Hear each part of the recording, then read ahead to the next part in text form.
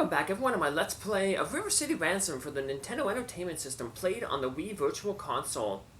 Not much is going to happen in this episode in terms of moving the plot forward.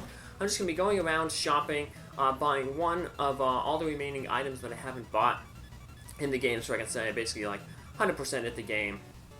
So I took a lot of time off screen to max out my money. Have the max 999. I did a lot of farming on Benny and Clyde there. I also found it was a little bit easier, quicker, to farm on Thor, the last zombie. Even though there's only one of him, he still gets $3.50, and he doesn't have as much speech text after being defeated. So it actually works out a little bit faster to keep beating him up. So, but now you could say I have Lotto Money, which is actually one of the people who I met when I was training to be a professional wrestler. I said I was going to talk about that because I needed to have something fill these 20 plus minutes in this episode. So, as I said in the last episode, I was going to talk about my time training under Off of the Wild Samoan. So, I began my training at the Wild Samoan Training Center in Hazleton, Pennsylvania, in March of 2000. If I would have started training a month earlier, I may have actually run into Dave Bautista. He is the guy who stars as Drax in the Guardians of the Galaxy's film series with Marvel. He's in a bunch of other movies too. But he apparently was called up to Ohio Valley Wrestling, which at the time was the World Wrestling Federation's farm system. He got called up in February of that year. So I just mentioned Lotto Money too. He's one of my friends on Facebook there, Joe Cassidy. He actually just had a memory posted on his Facebook about how Batista wrestled him. So that was pretty interesting. He went by the name Lotto Money there. His gimmick was that he hit the lottery and he got a lot of money, hence Lotto Money. And he ended up being like a commissioner up in WXW. I heard he actually made it into the WWX Hall of Fame, so congratulations to Joe there. But met a lot of other people up there. I've linked them all, tagged them on for this video, and I'll be talking a little bit about all of them and my time up there. So, growing up in the late 90s, wrestling was really, really big. You had the big inner rivalry between WCW, World Championship Wrestling, and World Wrestling Federation, and just pretty much everybody loved wrestling. The numbers were through the roof, the ratings were high. It was just a huge, big thing back then. And when I found out that, I've loved it too, and when I found out there was a highly reputable training center that trained people, I was like, oh, I'm gonna, go try it out for it. Because Hazleton was only about 45 minutes from where I lived, and yeah, it was, if you knew anything about me, I'm a 5'8", 150 pounds back then, string bean wimp, but, I was kind of, I guess, well, I wasn't, like, intimidating. I knew I was kind of tough in a sense, because I was doing jiu-jitsu, and I also, I wrestled in high school for 3 years, and wrestling in high school is really, really hard. I mean, it doesn't really necessarily prepare you to be a professional wrestler or go to professional wrestling school, but, the amount of work you have to put in, to be in, a high school wrestling team is just, insane. Losing weight, cutting weight, all the practices, the long practices, you're running all the time. Just a very demanding sport because, when you're out there on the mat, it's one-on-one, you and your opponent, and that's it. So, it's all up to the prep work that you did. So, coaches really pushed us hard. I was blessed with a lot of good Coach Krebs. My first year, Randy Reidler, Mark Cesario, basically all state champions. And yeah, they really pushed us hard. So I knew I had, internal fortitude to go to the school. So I went to the school, started training, and met a lot of, great people. Graduated the school eventually. Doesn't necessarily make you a professional wrestler. One of the guys I met there, John Trotsky, he kind of made the saying basically one time that you can't really consider yourself like a professional wrestler unless that's like your way that you really make your money, your entire, living. So in that sense, I can't say I was a professional wrestler. I did graduate a professional wrestling school, and I wrestle on the independent circuit. But I think I'd be doing a disservice to say that I was a professional wrestler because I'm not like a Rock or a Roman Reigns or Hulk Hogan or Ric Flair, one of those guys. But that doesn't mean that it was a bad experience for me. In fact, it was one of the greatest experiences I've ever had. I met a lot of great people, and formed a lot of wonderful friendships. And I'm going to talk about like some of those friendships, and it just felt great to be able to rub shoulders with a lot of folks who went on to be great things, and even if they're not necessarily great in terms of being famous and well known, they've all done good things for themselves and for the world, and that's, I think, the real mark of a good person. If they leave the world and their surroundings better than when they weren't there. So, like I said, I mentioned the first person there was Joe Cassidy, Lotto Money. I also mentioned there John Trotsky there. He wrestled under Supremely Great. And he was actually, he actually became one of the trainers at the school eventually. And he actually helped train Mickey Rourke for his role in the movie The Wrestler. Mickey Rourke trained for that role at the Wild Samoan Training Center, and he was mainly trained by two of the people there who beat me up a lot, but I say that in the good sense, beat me up. John Trotsky and Tommy Farah. Both of them helped train Mickey Rourke, and they're featured in the Wrestler movie. Tommy is the bald-headed guy with the mohawk who Mickey Rourke wrestles one of the first matches, and John is the referee in the final match. John actually went on to become a stuntman in Hollywood, and just as Offa helped individuals reach their dream through the professional wrestling school, John is helping other people reach their dreams through professional wrestling and stunt work. He ended up buying a church, the Sanctuary Stunt Studio, and he trains people to do stunts and professional wrestle. Basically, he's given a lot back to the community in that sense too. So kudos on them. I know John's part of the Screen Actors Guild. Another guy I met up there who actually became a professional wrestler in the WWF. He's one of his most famous moments is when he punted a baby doll into the stands. Gene Snitsky. He's done also some Hollywood work. He's done some TV shows, some independent movies. He was in WWF for a while too, in the early to mid 2000s. So if you're a fan of the thing right there, you may have seen him there.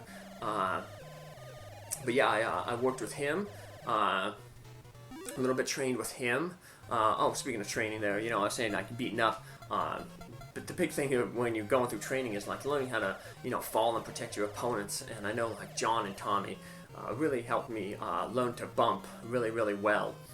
Bumping is basically a term for, being able to fall and protect yourself. Because the ring isn't as, nice and soft and comfy as you think it is. It's basically plywood, thin piece of foam, and there's a spring that gives a little bit of give. But it's learning how to fall, protect yourself, spread your body weight over a larger surface area, because then physics takes over and the force is distributed over a larger area, so you don't get hurt as much.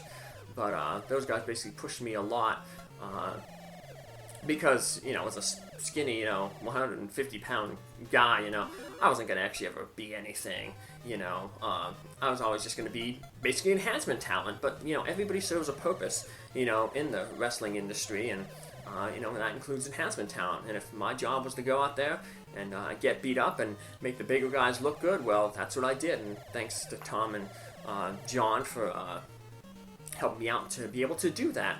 So there's a few other folks like me who are kind of, smaller on the smaller end, but, still great people as well. My first match was against one of them, Nick Tiggs. He was Nicky Ice. He beat me in my first match. Yeah, I lost a lot. I don't think I really ever won. But yeah, he'd end up forming a partnership with another one of my good friends, Bob Hansen, Neil and Bob. They actually became WXW Tag Team Champions. So Bob's a funny guy. He had become a comedian. Wrote 3 books. Nick, last I heard, he was a cop up in New York, so he's doing a good service up there.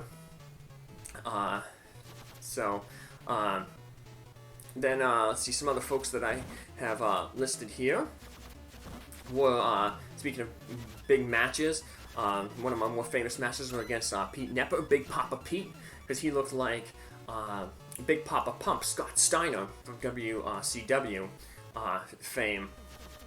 So, yeah, Pete, I have to find that match. I have it on video, but one of the big spots is he picks me up and he throws me out of the ring, so I get to fly, about 10 feet down onto the ground. So, thankfully, I learned how to fall, as I mentioned earlier. I spent a lot of time on my back looking up at the lights, as they would say. My finisher was laying on my back for a 3 count. I guess you can laugh at. So yeah, that's where you'd normally find me at the end of my matches. So, and somebody who probably took a lot of pictures of me in that position was Eric Schaefer. He was a photographer, really big in the independent wrestling scene. Yeah, he took a lot of great pictures, captured a lot of those memories that myself and others would form from our days in WXW and other promotions as well. So, thanks for him for getting all that art. And speaking of art, I met Offa's daughter, Valley, who herself is an artist. She does a lot of paintings. She was big into behind-the-scenes stuff. Like Bob, she also wrote several books. A lot of them talking about, growing up, in a famous wrestling family. The Noya family is very, very, famous in wrestling. Tons of Hall of Famers, well-known individuals like The Rock. Everyone knows who The Rock is. He's, part of that family there too. The big main guy in WWE right now, Roman Reigns. He's part of the family too. So, I also worked with Valley's brother, Offa's son, Offa Jr. He wrestled in WWE as well. He was part of the Legacy stable with Randy Orton, Ted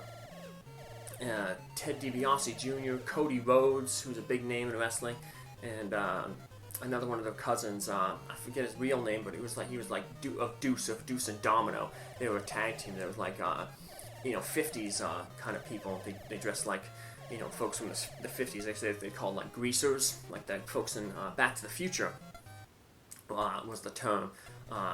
But yeah, actually now, like his father, Offa Jr. is running a wrestling school, so he's helping young folks reach their dreams of entering into the world of professional wrestling, sort of how John Trotsky was. So. And speaking of the world of wrestling, surprisingly, I still see updates from him wrestling to this day. Just crazy. Rosh Kosh, the Mastodon, where most of us have, given our bodies a break. Rosh is still out there doing it, entertaining lots of folks, doing what he loves, and, more props to him. I didn't wrestle. I wrestled for about a little over 2.5 years. I stopped when I, joined the Army, of course, because I guess I took my fight from the squared circle, as they call it, professional wrestling, out into the Army. But Rosh is still going strong, doing great things. So kudos to him and his continued career, and all the best to him. So a few other folks that I'll mention here. I know I mentioned a lot of folks about Hollywood, going on to Hollywood and stuff like that, and I don't think he's been in actual Hollywood, but I know he was working on a regular movie. But he can probably be a Hollywood prop maker, Shane Black, Showtime Shane Black.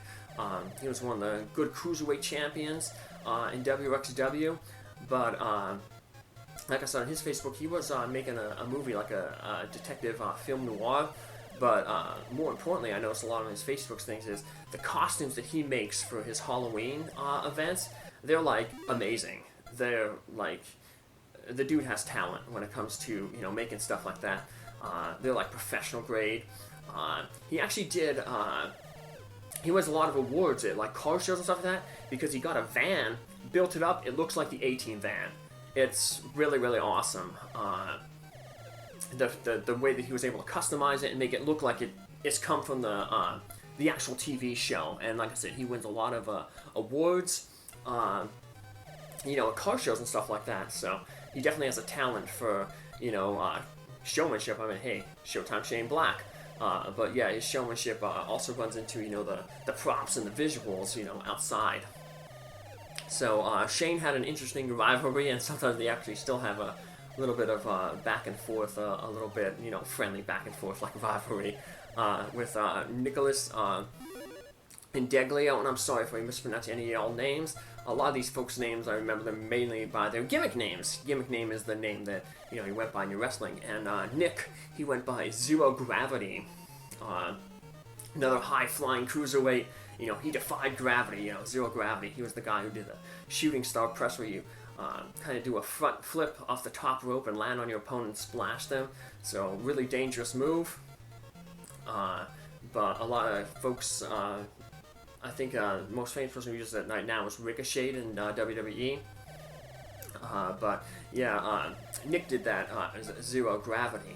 So Nick now, he's a teacher in a sense. He's a principal at a school, so he's helping make the youth better, shaping them all to be better citizens, making the world, like I said, a better place. And that's like the good mark of a human being when you make the world a better place. Nick also helped me get involved in Nittany Valley Wrestling. That was the wrestling promotion that ran up in State College, because I finished my final 2 years in college. I did my first 2 years at Penn State School, finished my degree up at Penn State University Park out in State College. Well, there's an independent promotion wrestling out there, Nittany Valley Wrestling.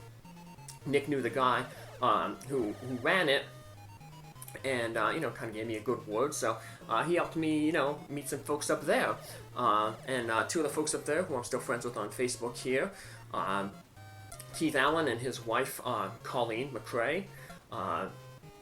Good people. They were both teachers as well.